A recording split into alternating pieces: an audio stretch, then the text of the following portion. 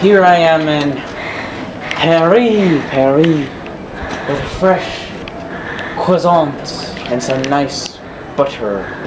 I've had enough of this German Berlin so richtig. I'm ready for a nice, relaxing time in Paris. I'm Nathaniel Beardsley, and this is the best of Paris, France.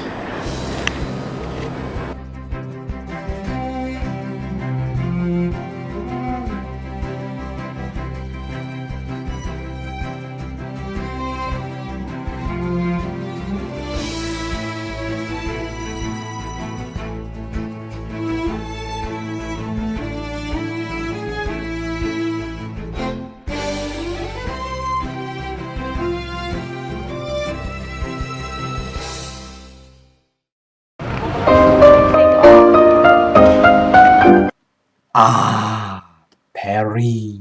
Ah, Paris, the capital of the world. The Eiffel Tower, the Notre Dam, and some other stuff too. I begin my walking tour by walking around trying to find the hotel. Meanwhile, I take a stop at the Louvre and take a panorama. I find my hotel on Les Rues de Monsieur Marier, and I go inside.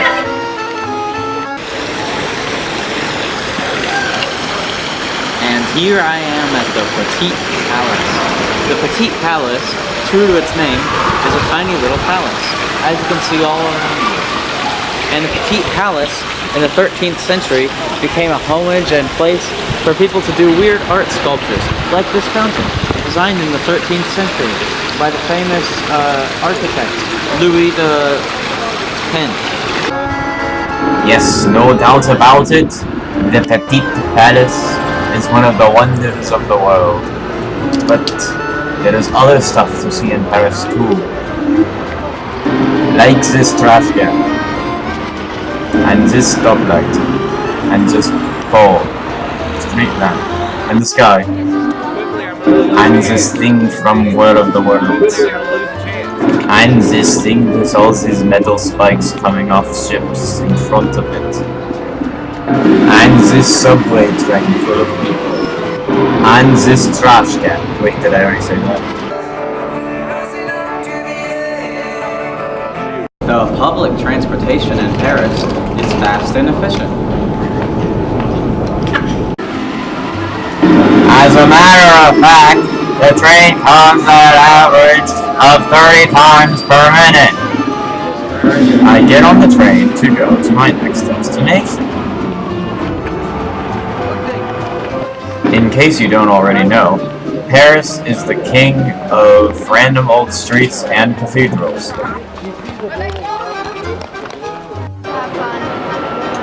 They even have a working train station. If you want a nice chance to get away from the crowds, I'd recommend going to Montmartre, where there's absolutely no people and you can go and watch the stars. Although Montmartre is a little bit crowded, as you can see from all the crowds all over the place, it's still a nice place where Parisian families like to go, where it has absolutely no tourist traps whatsoever.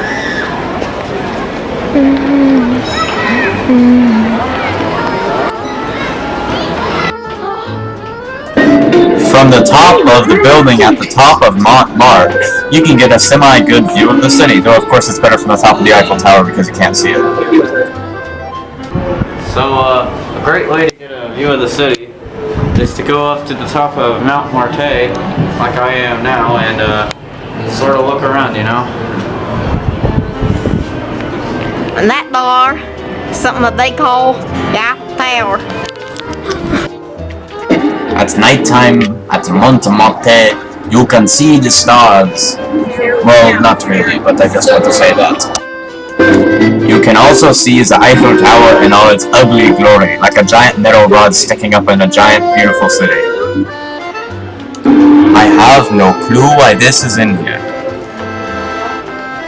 When you come to Paris, one of the things everybody says you have to do for some reason is go to the Louvre, which in my opinion is very boring, but I did it anyway because people say you have to.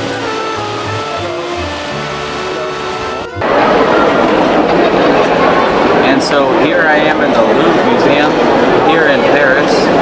This is a quiet little museum, as you can see.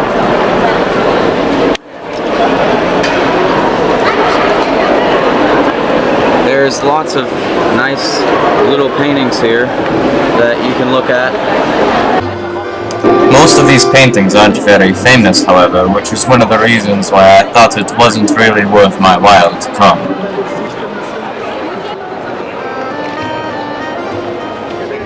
The sculptures aren't very famous either. As a matter of fact, many of these paintings date back to the 21st century.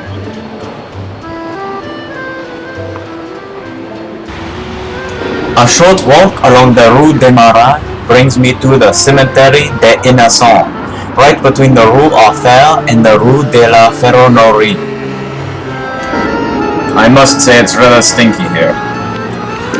A walk along the Pont au Chauge brings me to Notre Dame, one of the most famous cathedrals in Paris.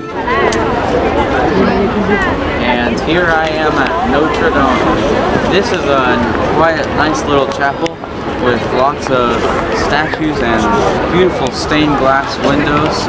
However, unfortunately, they never finished building the little spires at the top, because in the 13th century, the guy who was building the chapel, he didn't draw designs for the big spires, and so they didn't really know how to build them, and yeah, so that was a fail. But other than that, it's a nice little chapel, and yeah.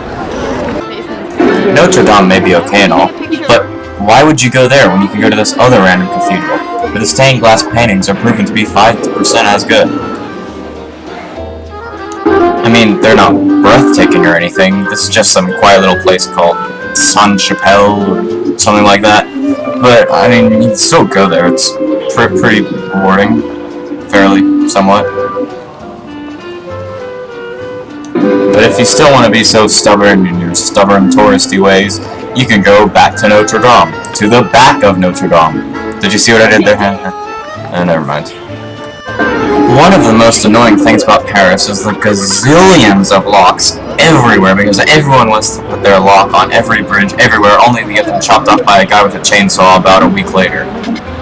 As a matter of fact, it sometimes gets so ridiculous that on numerous occasions, bridges in Paris have fallen down, which is where the famous children's song, Paris Bridge is Falling Down, comes from. The rhino is the symbol of Paris. Just for the record. And now, sadly, it is time to start talking about the only part of Paris that anyone cares about. I'm talking about the Eiffel Tower. In the 19th century, Gustave Eiffel thought he would take the beautiful city of Paris and turn it into an industrial wasteland full of interlocking wires of steel. At first, people opposed him, but in time it became clear that he was going to carry out his villainous plot and ruin the view of the city of Paris forever. At the World's Fair of 1889, he turned the city of Paris into a tourist nightmare, where you had to wait in line for 3 hours to get anywhere. All so you could stare at a bunch of ugly steel beams and garbage littered all over the place.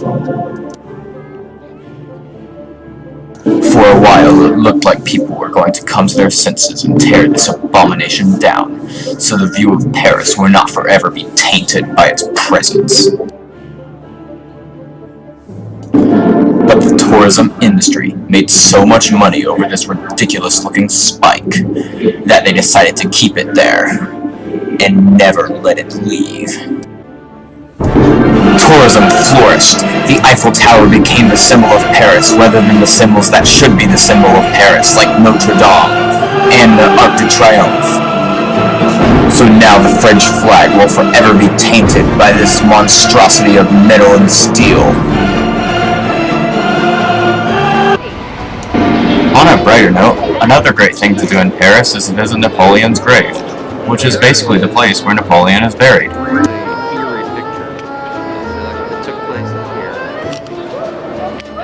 And here I am at Napoleon's grave here in Paris. Now, this grave is from Napoleon, and Napoleon was a really short person who almost conquered all of Europe in the 17th century. And you see, Napoleon actually, although a lot of people think he was about this tall, he was actually about the size of this umbrella. And wait. How big? The size of this umbrella. And however, the grave is very, very massive for such a short little person. After taking a short, pleasant joyride down the main road in Paris, I made my way to the Arc de Triomphe, which is where you can get a great view of the city of Paris, except for the Eiffel Tower because it's ugly! The Arc de Triomphe is,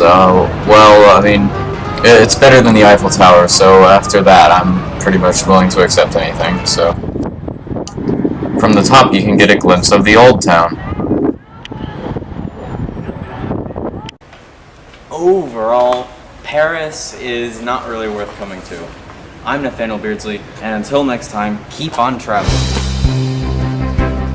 I can't hear you, the Polish transportation. What are you doing? Zooming in on the Mona Lisa. Stop.